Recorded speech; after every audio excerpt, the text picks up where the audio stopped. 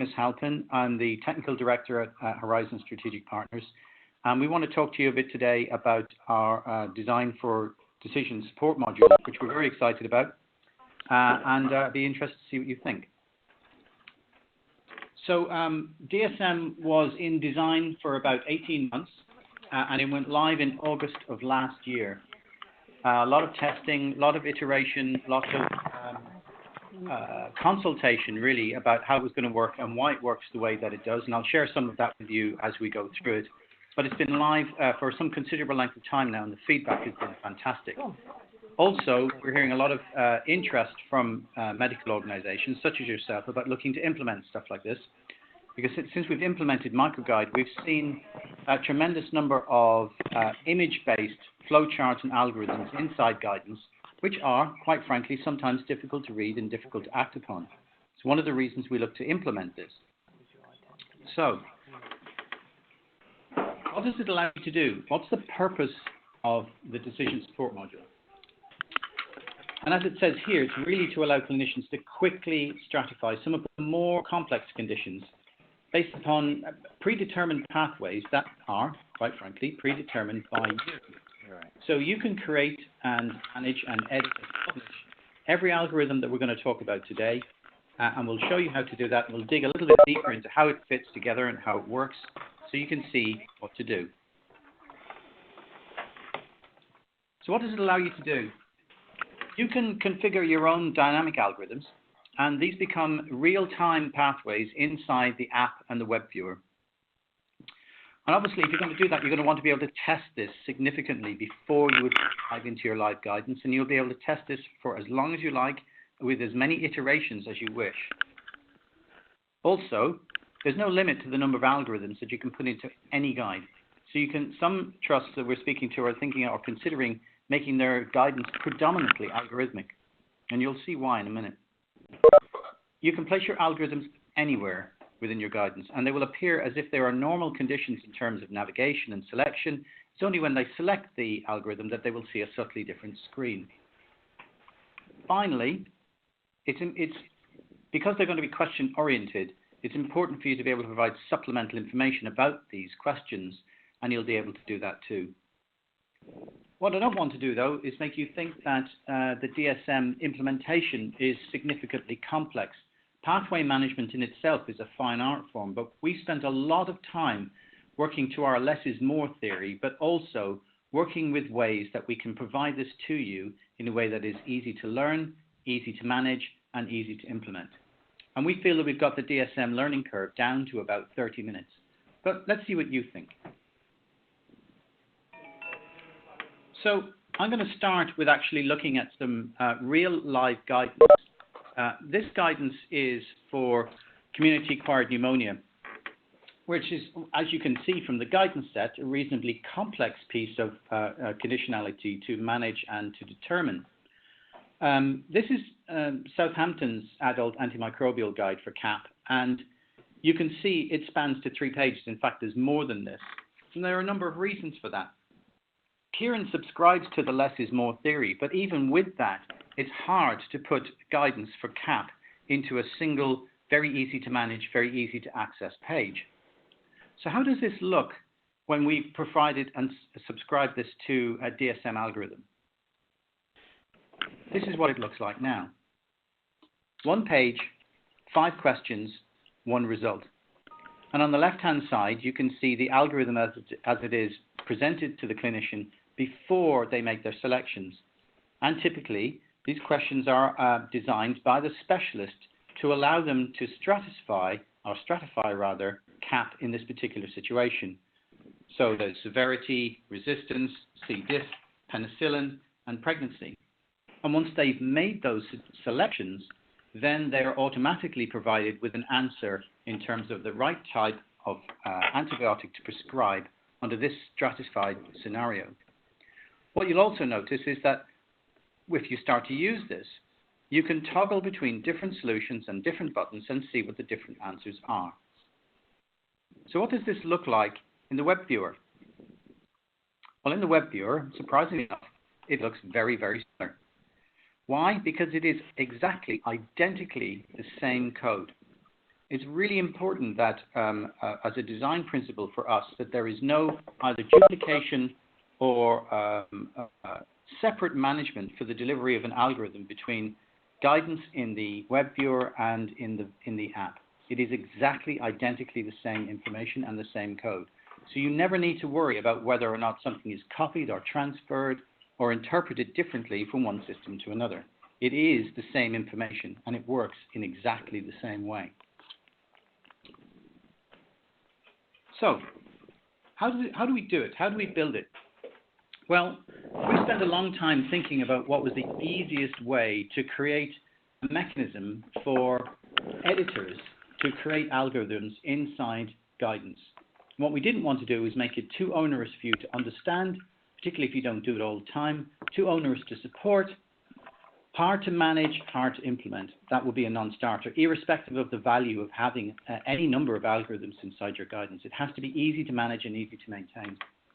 So we did it. We worked on a number of methods to do this, but we ultimately came down on the side of using something that most people have accessed before, which is Excel. And let's be clear, using Excel in this mode, in this medium for algorithmic work, does not require you to have strong mathematical skills. It's not about that. It's purely a transport mechanism for you to create an algorithm that you can then bring into CMS. And I'll show you how it works. We've helped you by creating a standard template inside an Excel workbook, which are a number of worksheets. And as long as you use them and you formulate them in the same way, which we'll show you how to do, then it automatically creates your algorithm for you. Once you've created it, you can import the content management system simply by pointing an importer at the file and its location. When you've done that, you'll then be in a position to test it. Without it ever appearing in your guidance, you can test it and check it in exactly the same way as I've just shown you in the web viewer, to see it working in anger, to understand what it does, what it looks like, what the buttons look like, and how the results appear. So you can be really, really comfortable that it gives you the answers that you want. In most cases, though, what we quite often see is that people want to change things as they see it. And this iterative process is available ad infinitum. So you see something you don't like, you can go back into the original workbook, make the modifications as you see fit, and then import the workbook directly back into CMS. It will overwrite what was there, and you'll begin, and you can test it again. And you can go through this as often as you wish. But when you're finished testing it and you're happy with it, it is simply a case then of taking this algorithm, placing it inside edit navigation, which we'll show you how to do, and then you can publish your guide. At which stage the algorithm will appear in the same way as any other condition appears inside your guide where you have put it. And it will automatically appear inside the app and the web viewer simultaneously. So what I'm going to do is I'm going to give you a look at what the spreadsheet looks like. So here's in the best traditions of Blue Peter, one we created earlier. And this is the CAP algorithm that you saw a few minutes ago inside the app and the web viewer. And notice here that there are 1, 2, 3, 4, 5 tabs. And these tabs are all you need to use and all you need to follow in order to create any algorithm. The first page is simply a checksum really for us. So we want to know, what do you want to call the algorithm? How many questions are there to be answered? How many permutations, and I'll come back to that in a minute, and how many regimens? In other words, how many answers, potential answers are there to the number of questions that you have in your algorithm, all of which can be worked out. The second tab is all about questions. How many questions are there? 1 to X. Typically on a standard iPhone or Android phone, 5 is optimum, but you can put 6 in there if you choose. And in most cases, 5 works extremely well. So you can ask 5 different questions, and then you determine how many answers there are. There can be as many as you wish, but typically the optimum is 2/3. And you can see in this case, 4 of the questions have got 2 answers, and 1 of the questions has got 3. Then this option here allows us to determine how many different permutations there are based upon the number of questions and answers that you have. I'm sure you're all remembering your GCSE permutational maths. Come straight back to you now, but actually it's really easy. You just put down the number of answers there are to each question, and you multiply them all together. So in this case, 2 by 2 by 2 by 3 by 2 equals 48. So there are 48 different permutations of these answers to these questions. That's the number of permutations we need to provide regimens for. What I've also done here is that I've shown you the power of this algorithm. So just with this 5-question algorithm, if they all had 3 answers to them, you could have as many as 243 different permutations. And if they all had 4, you could have as many as 1,024. Now, in most cases, there are lots of repeats here, so you wouldn't use that many. But what I'm trying to get across is that with the algorithm on one page, you can have a significant amount of informational conditionality and data provided back to clinicians just with answering 4 to 5 questions. Hopefully that makes sense. I'm going to delete these now because we don't need them for the algorithm later on. Okay, then we look at the permutations themselves. I've color-coded them here so they're a little easier to read. But basically, if you can see that we start here on row 2 and we end up on what should be row 49, there are 48 separate alternatives. Now, you know there are 48 because we've just calculated them, but there's a very structured and straightforward way to determining what they are, right? What's important here, though, and what I want you to notice is that there is a regimen column as part of this template on the left-hand side, and basically what this does is that it ties each permutation of button selections to an answer. And this is the answer to this selection is answer number 1. And in the tab here that says condition data, answer number 1 is this information. And this is the information that the clinician will see if they tap in those 5 buttons, and that's what they'll see at the base of the screen and in the web viewer. So in here, we have created 11 different regimen alternatives based upon the stratification of this particular condition, which in turn is based upon the buttons that are pressed. So let's make another selection. Let's say the selection is high severity, low risk of resistance, low C. diff, non-severe allergy, and pregnant. Well, we've determined that that is condition number 8. And in this case, condition number 8 is this. So you are in complete control of the number of permutations. You know how many there are. You're in complete control of the number of alternative conditional information that you provide on that. And you're in complete control over linking one to the other. And obviously what you'll see here as well is that there are a number of conditions or a number of permutations that have the same answer. And that's okay.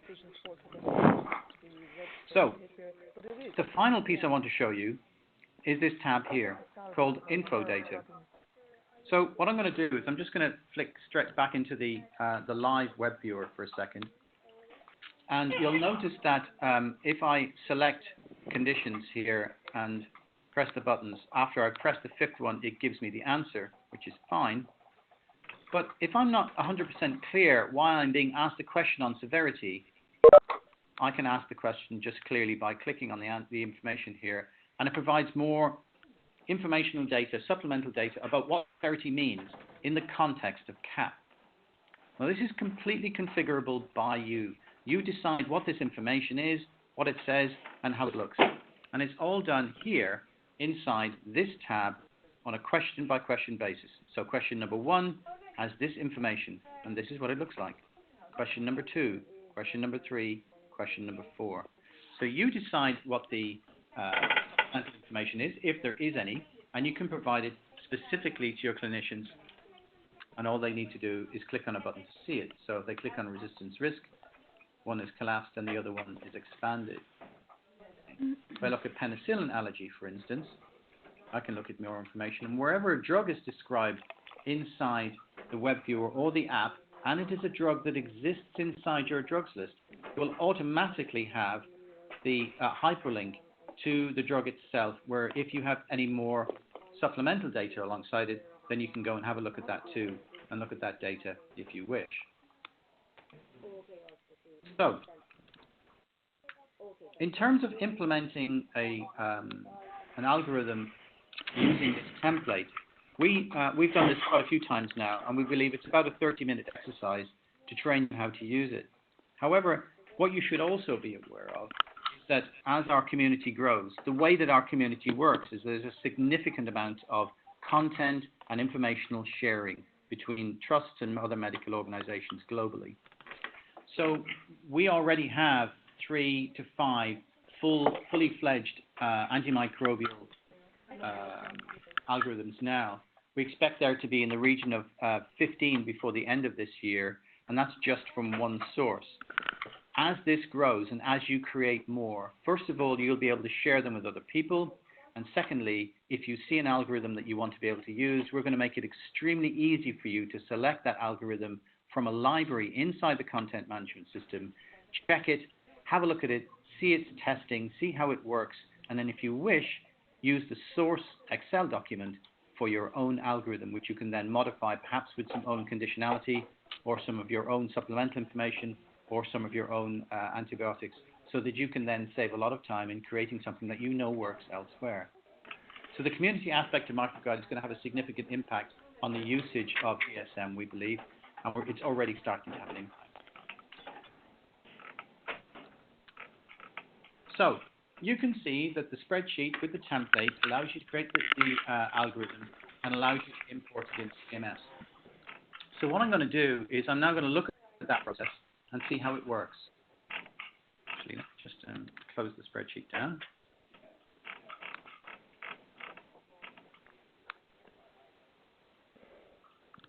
And then go back in here. Right. So I'm going to log into MicroGuide. I'm going to go into Guides. And I'm going to find a guide. In this case, it's our Pediatric Antimicrobial Guide. And if you have DSM turned on inside your medical organization, you will see when your guide is in edit mode, you will see a button that says Import Algorithm. And that's what I'm going to do. So it's expecting to see an Excel file. So I'm browsing to where it might be, choosing it, and then I'm importing it.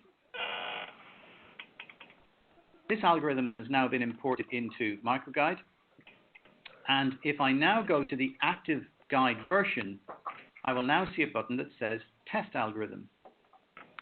If I go into Test, I can select any of the algorithms that I may have imported before for this guide, and then just look to test it. And there's the algorithm built, ready for me to go, ready for me to use. So now I can make a selection of a number of conditions, and I can see what it reckons or what it expects the answer to be. And of course, we know, or you may know which series of conditions this is, and it's entirely feasible for you to then look at that, compare it to the spreadsheet, and check that it's giving you the right conditional information at the back. As you can imagine, we've done a significant amount of testing on this to make sure that it works exactly the way that it should do each time. And what you will see as well is that you've got the conditional information for in terms of supplemental data as well readily available to you now. So you can test this algorithm in exactly the same way it will appear inside your guide without ever having to worry about publishing it. And as we said earlier, if you're uncomfortable, perhaps you found a typo or you're not happy with the way some of this is laid out, you can go back into the workbook, make those modifications, import it again, and test and do the test cycle again. And you can do that as often as you want. Once you're comfortable with the algorithm and you're ready to publish it, all you need to do is go to Edit Navigation, and you will see the algorithm appear near the top of your guide set. You can then use the movement buttons to push that condition to anywhere you want inside your guide. Okay. Once you've done that, you're good to go. It's then simply a case of finalizing and publishing your guidance in exactly the same way as before, at which stage it will appear in the app as a single page algorithm and in the guide in the web viewer in exactly the same way. Okay. Typically, what we found is that creating an algorithm from scratch without having to use anyone else's template takes about an hour. And the majority of that is making sure that the conditional permutations are set up correctly, but it's an hour maximum. We're hoping that with the number of sheets or workbooks for different types of algorithms that will be available inside the library, which will be released in the next 6 to 8 weeks, you will significantly be able to cut down the amount of time to create an algorithm. So, hopefully you'll have seen from that the decision support module provides a very clear and dynamic support to clinicians in real time, specifically for some of the more complex conditions that they may have often called pharmacy for support anyway. We're hoping that we can give you a methodology for a very consistent set of support and results that pushes that to the field so that there is less interaction with pharmacy when needed. We'd like to think, and certainly the feedback that we've got from clinicians from usage, is that it is easy to use and that the results are unambiguous. That's great to hear. It's great feedback. But it's really important to us, knowing the way that our editors work, and we've got nearly 800 editors now, that this stuff has got to be easy to learn and easy to build and easy to maintain. And I hope you can see that we've put a lot of time and effort into making it work that way.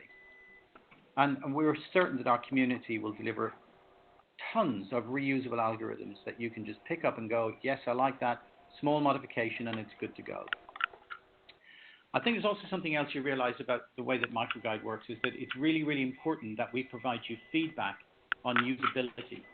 And we will be providing feedback on both the usage of the algorithm itself and the choices made. And this is a departure.